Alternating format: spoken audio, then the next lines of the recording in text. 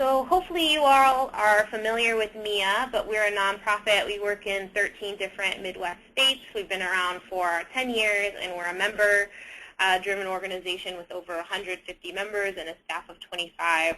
Our offices are located in Chicago. Some of our activities and actions include education and training, advancing EE policy within the region, as well as promoting best practices of energy efficiency programs and emerging technologies. The core of our work also includes coordinating these efforts with our local utility programs in addition to the national programs of the EPA and DOE. We created our industrial initiative as a resource to connect industrials with local and national energy efficiency information and contacts. Basically, it's a regional network for state, local, and utility efficiency programs and professionals. We're working to link industrials with policy and program best practices so that they may make more informed decisions about the advantages of installing energy efficiency technologies or processes. And so as a part of that, we have our MI2 website. It's www.midwestindustrial.org.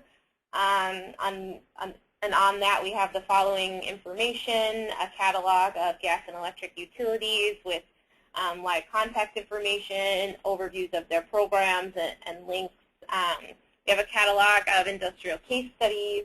We have a catalog of best practices, and we also have a lot of industrial-specific policies on there, stuff about interconnection, opt-out, self-direct, all of that good stuff. As well as more information from our national partners, the US DOE and EPA, and other state and local initiatives. Also, our Twitter link is up there if anybody would like to follow us on Twitter at IndustrialEE. Some current activities we're engaged in include outreach to our utilities, our members, and our board to help keep apprised of what's happening and what's needed in the marketplace. We also do outreach to industrials and try and act as a resource on Department of Energy and Sea Action working groups. We're also gearing up for a series of industrial symposiums, basically on-site case studies at end users, and that should be starting up pretty soon here. And the other thing that we're working on planning right now is webinars for the next 3 to 6 months. And we're always looking for suggestions on topics or speakers for these webinars. If anybody has a topic that they would like to see presented on, please just shoot me an email, and I'll pop my contact information up at the end. Just a couple of reminders before we get into it. You can submit your questions in the chat box on the right panel, and I will moderate a Q&A right after the presentation. The recording will be available at midwestindustrial.org/resources/webinars, and all of our other webinar recordings and PDFs of the presentations are there right now.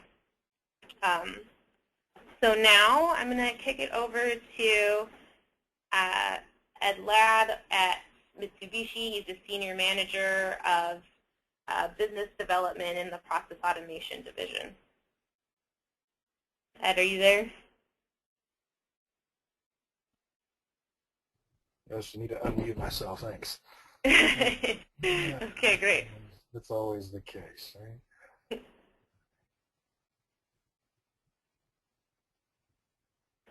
All right, looks good. Go ahead whenever you're ready.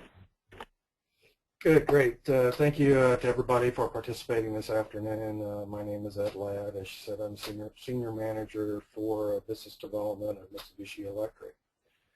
Today I'm going to talk about VFD technology, but specifically, some of the things that are related to the EUP or the ERP as it's called today, the Energy Using Products Directive that Europe has actually employed compared to some of the things that we've done. I mean, similar to our Energy Star program, but they've actually mandated it within the European community that the efficiency measures go after the motors and the variable speed drives in that realm.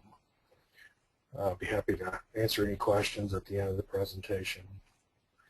We'll cover the directive, a little bit on the information on the EUP, ERP directive. We'll focus on specifically motor efficiency because the directive covers many areas as far as an electrical capability. We'll try to help you understand the problem. You know, what is the problem here, and what potentially is the solution through using variable frequency device technology to saving considerable amounts of money, not only in energy, but also in maintenance and control from an industrial standpoint.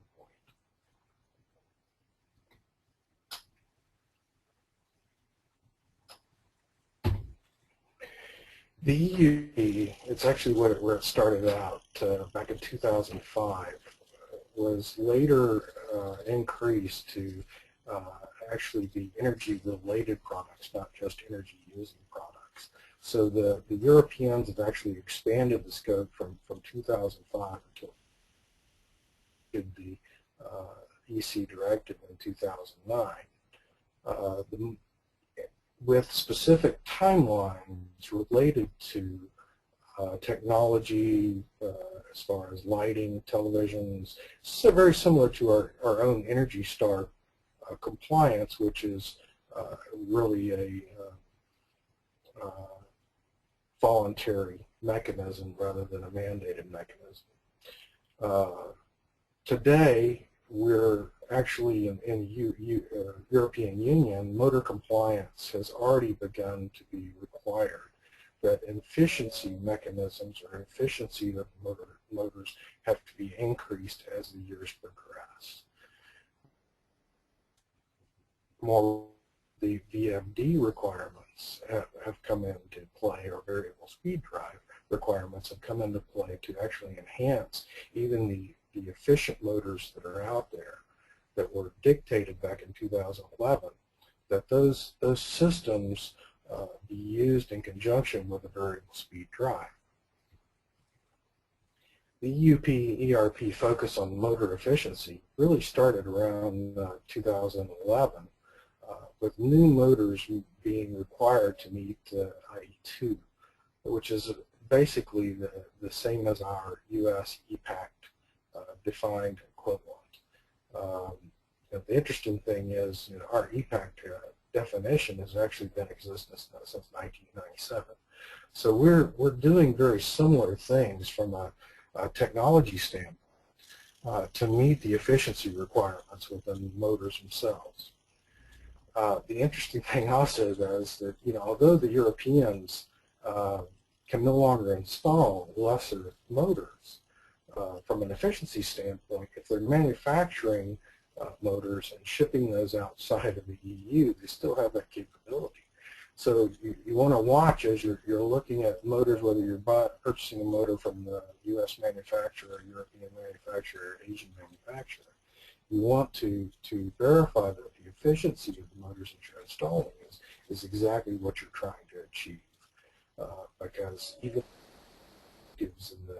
in the Eurozone, a manufacturer there is not required to build all motors to that efficiency, but build the motor to a lesser efficiency as long as it's being shipped out, of the Eurozone. The IE2 energy efficiency really defined the efficiency from a small to a large horsepower capacity, from a 75% efficiency to a 95% efficiency. So as the motor got larger horsepower, the requirement also increased in the actual efficiency of the motor itself.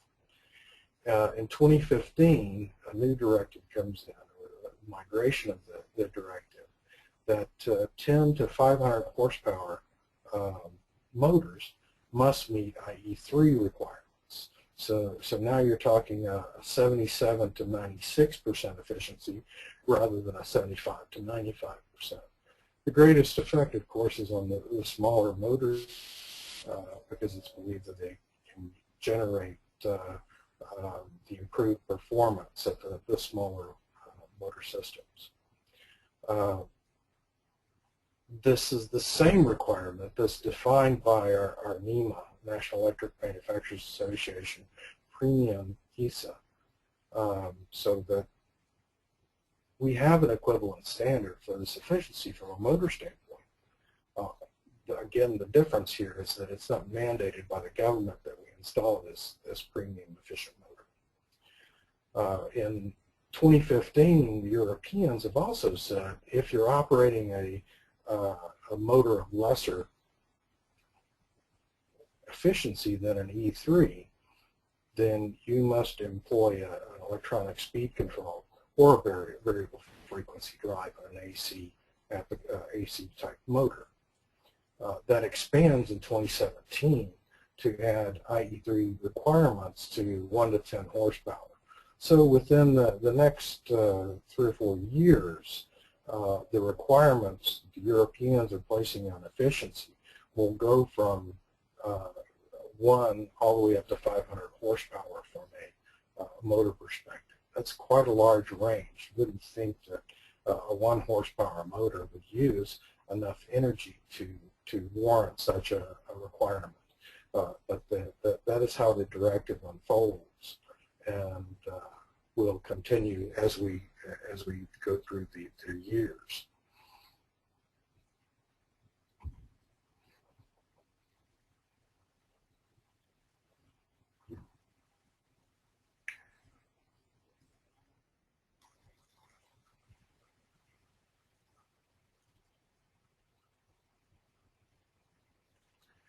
The EUP ERP goals are really looking towards not only energy reduction, but CO2 gas emissions reduction.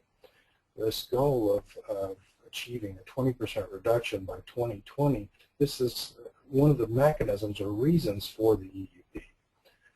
The reduced overall consumption is expected to be greater than about 5% over this time period just by implementing the motors and pumps, or the motors themselves and the VFD applications. There's additional savings that will exceed this for lighting and other mechanisms that are also employed in the EUP. You know, energy savings estimates exceed $12 billion just from applying efficient motors and using a variable speed drive technology. That's roughly 9 million euros. From a technology standpoint, this is quite significant.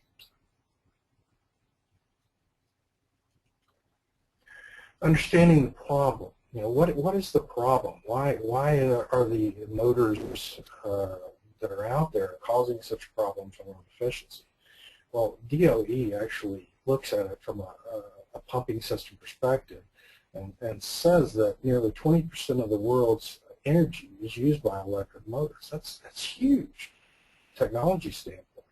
And 25% to 50% of total electrical energy usage in an industrial facility can come from that of motors and pumps. It's not the lights, it's not necessarily the air conditioners, it's the systems out there that are using the electric motors for process control.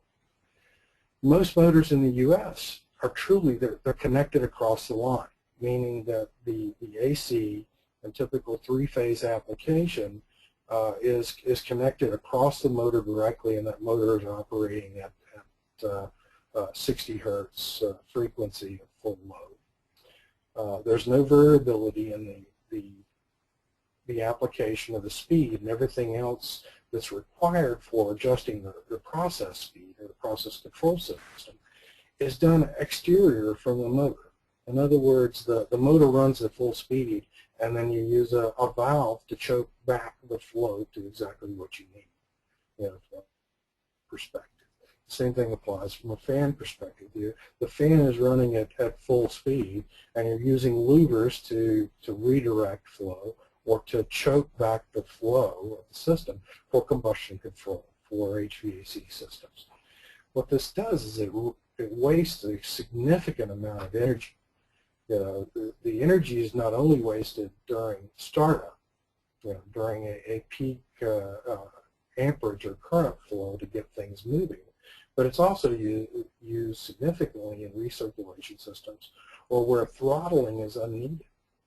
You know, there are many applications that in a food a food type application, where a system is using water, and a contractor will go in and actually choke a ball valve down, a valve, and lock it in place to provide back pressure so that the needed flow will go into the tanks. Well, my assertion is that that's not needed. That's wasted energy that's just flowing into the pipe. With the use of VFD technology, or variable speed drive technology, you can adjust the flow to the requirement rather than the requirement being 100%, and you adjust the flow externally. This can have a major impact on the amount of electricity that's used from a technology standpoint. You can see from this chart that the recirculation systems versus a throttling valve and a VFD, the amount of kilowatt hours and the flow rate that is actually achievable is quite significant. You know, typical savings over a year can be great when using a variable speed drive compared to a throttled valve or recirculation system. This is quite significant if you're trying to save a few dollars from a production standpoint in an actual application within a facility. You should keep this in mind as we're talking about the rest of the things, the variable speed drive and technology that we're talking about. What is a VFD? A VFD is a variable frequency drive. It's also known as a variable speed drive, an inverter, or just a drive technology. They come in many different ways or technologies built into the devices for converting that AC into something that can be modulated or voltage and current controlled. But from an application standpoint, there are really more like three applications: variable torque, constant torque, and regenerative. A variable torque application is going to be a typical application on a fan or a centrifugal pump, or a system that varies the amount of torque required based on the speed or output of the system. A constant torque application is more like an elevator or a crane, where you need constant torque, 0% or 100% speed capability. The regenerative adds a new capability into the technology to actually be able to take the power generated from the motor, especially during a shutdown system, and regenerate that electricity back into the line. So if you've got an alternating system where you've got one system on while another one is off, it actually pays for itself to do regeneration, where you're taking that electricity generated by a slowing motor and input that electricity into another system that's actually operating. This can actually reduce your overall electricity expenses and improve your performance of your facility. Now, the question that, there are many manufacturers of variable frequency drives, variable speed drives, and inverter technology. Those names are kind of synonymous. But the bottom line is, line-operated motors tend to have a fixed power consumption. No matter whose VFD you decide to use in the future, the variable frequency technology is one that it will, if employed properly, can save a significant amount of money, as you saw from the previous graph. The voltage versus frequency control can actually even be, which is a typical way of controlling the motor speed through a VFD, can actually be optimized even further through special excitation capability or optimum excitation control, as we call it, to actually improve efficiencies even further, so you can reduce your overall power consumption. The drives themselves, depending upon the technology, convert the AC coming in, whether in single phase or the actual VFD. And we use in particular a pulse width modulated frequency, adjusting the frequency and voltage to control the speed of the motor. So the input is AC, and the output is basically a simulated AC signal using a DC capability. This allows us to control the speed of the motor over the entire operating range, providing you a definite power consumption savings versus a line-operated motor system.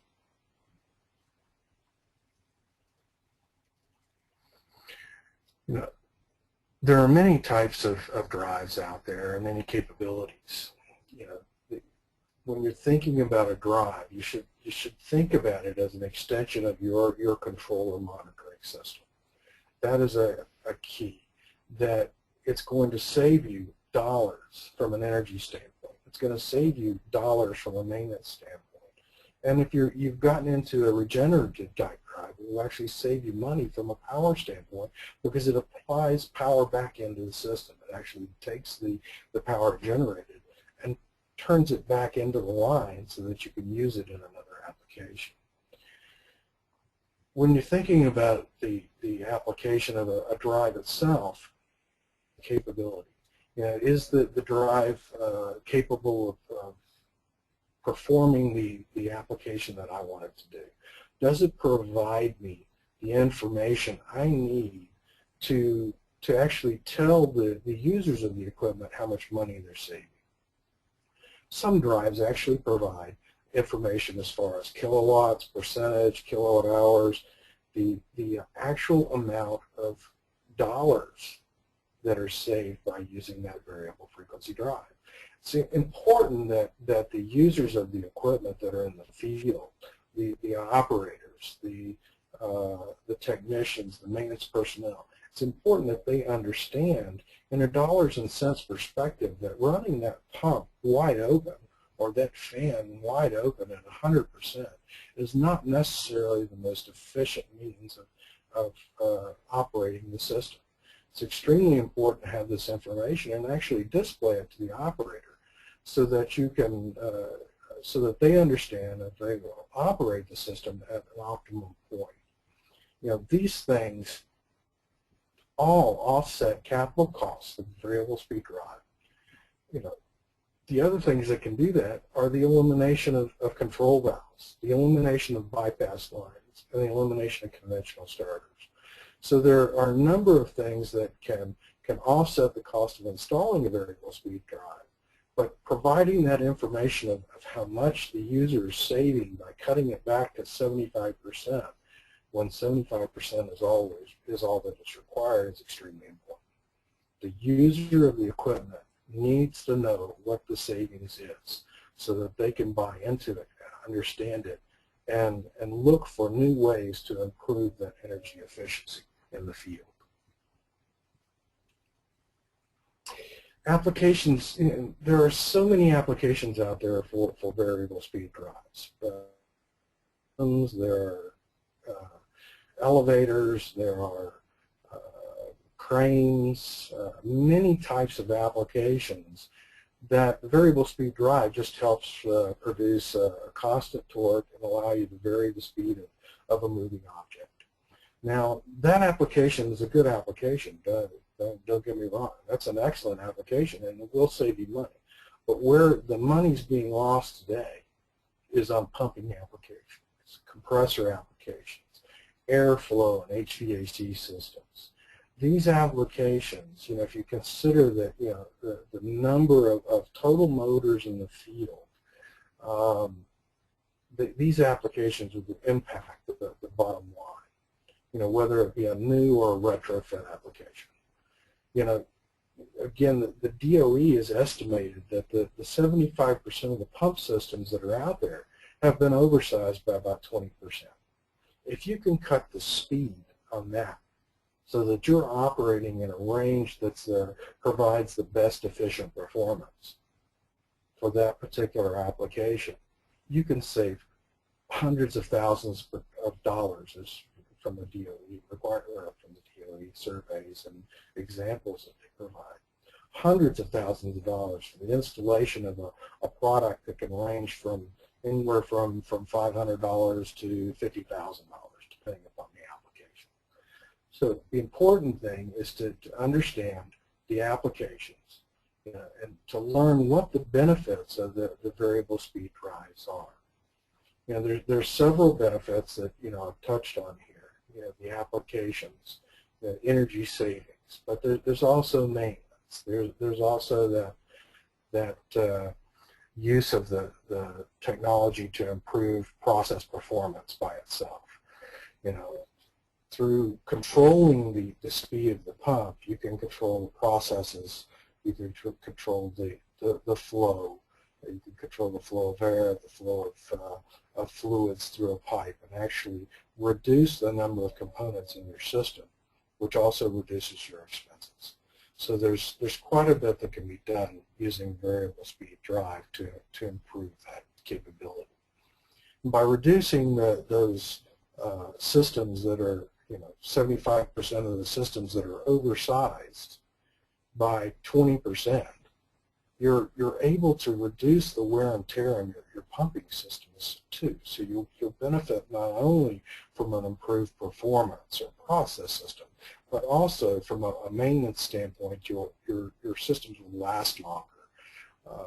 There are also drawbacks. So you have to consider each application's appropriate. Make sure that probably one of the biggest things is resonant vibration, and understanding that by changing the speed of the motor that you could be reaching a harmonic where you do have resonant vibrations. Now, most variable speed drives are designed to eliminate that or skip over those frequencies that cause those problems. So as you're thinking about the applications, you're trying to implement a solution that employs a variable speed drive, consider that structural resonance, consider the speed that is required versus your optimum performance capability.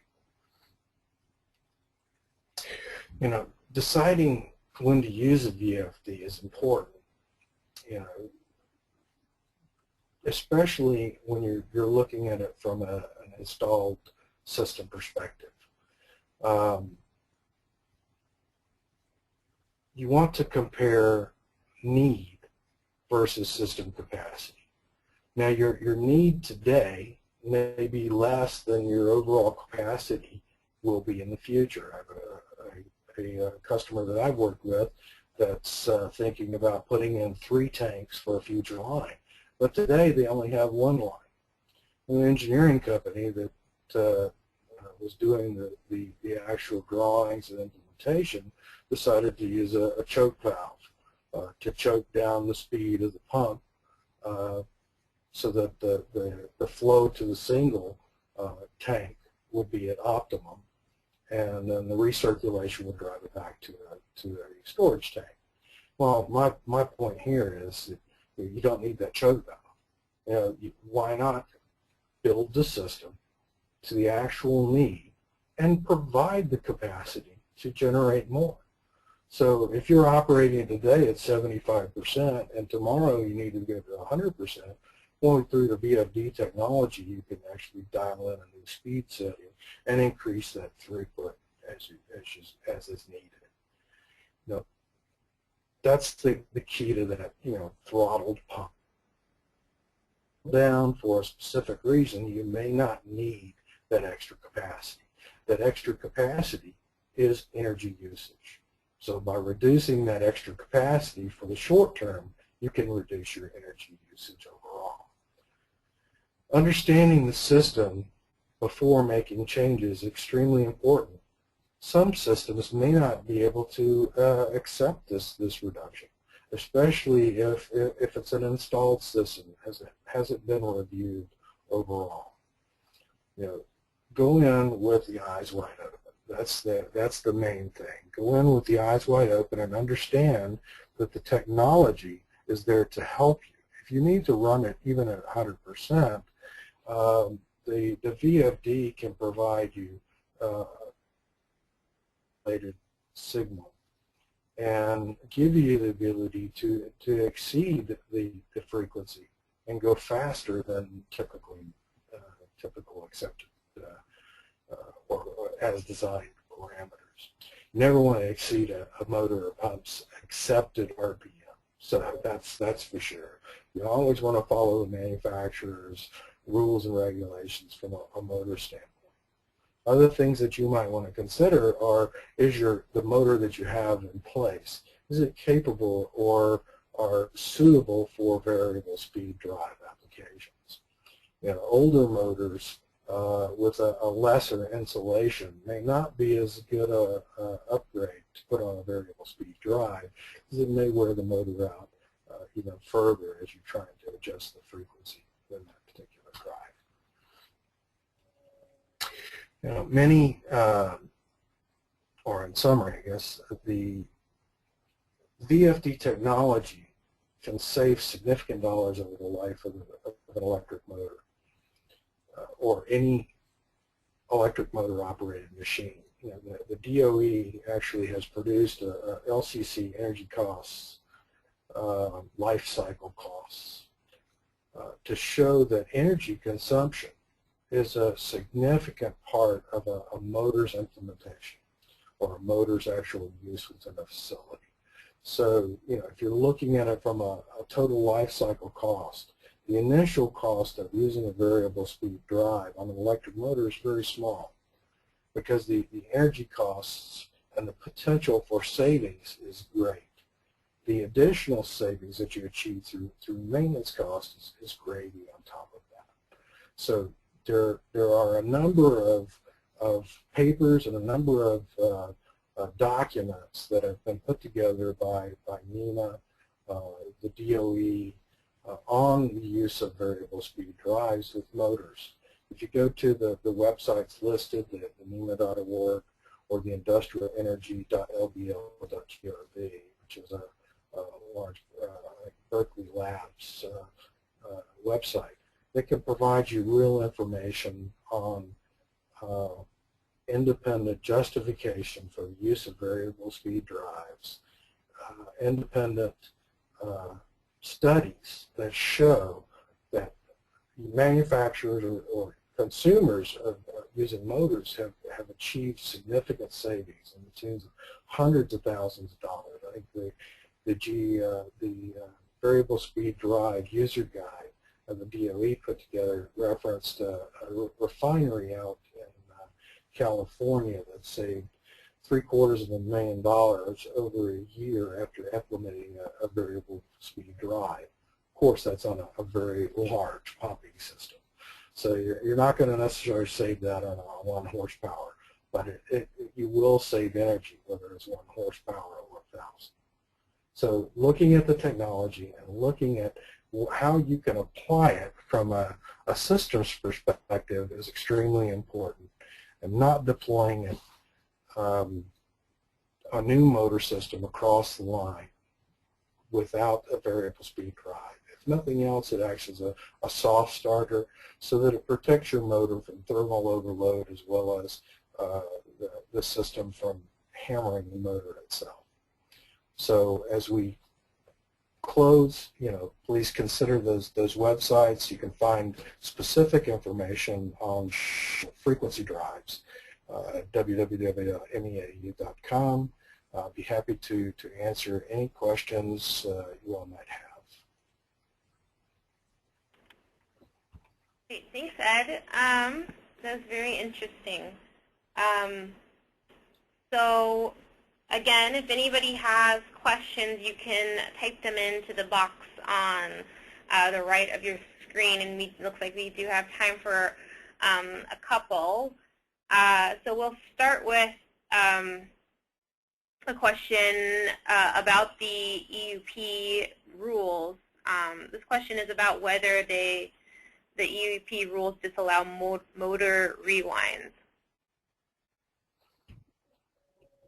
Well, basically the motors themselves are CE certified. So to be able to carry the mark CE, you have to meet those efficiency requirements. If you can test to those efficiency requirements, and there are tests involved, then a rewind would be applicable. What they've said, though, is that you can't have you can't put an efficient motor in and have a spare that's not efficient. You have to, even the spare that's sitting there has to be as efficient as the motor that's in place today. Okay. Do you want to summarize just what you would say are the first steps for a customer who is just starting to evaluate the efficiency in their fan or pump system? I think the DOE's guide on variable speed drives, I'd love to say, just call me and I'll help you. But there are actually two guides. One that put out by NEMA on variable speed drives that actually lists the applications and the life cycle costs requirements. The DOE has a similar paper, and that's VFD's A Guide to Successful Implementation. My first guidance would be to review that, because you need to understand the life cycle costs, you need to understand the installation costs and the things that can be trimmed, such as the removal of a proportional control valve and the use of a variable speed drive. It's very much easier to put in a variable speed drive than it is to take in and out a control valve from that aspect. But that would be my at least initial guidelines, would be to review the independent information that's out there, and then seek the best performing technology to implement it from a user perspective. Okay. Well, it looks like those were all of the questions that we had, unless anyone else wants to ask one quickly now. Again, the presentations, all of our Industrial Initiative webinars are up at www.midwestindustrial.org/resources/webinars. Please give me a shout with any additional webinar ideas that you might have.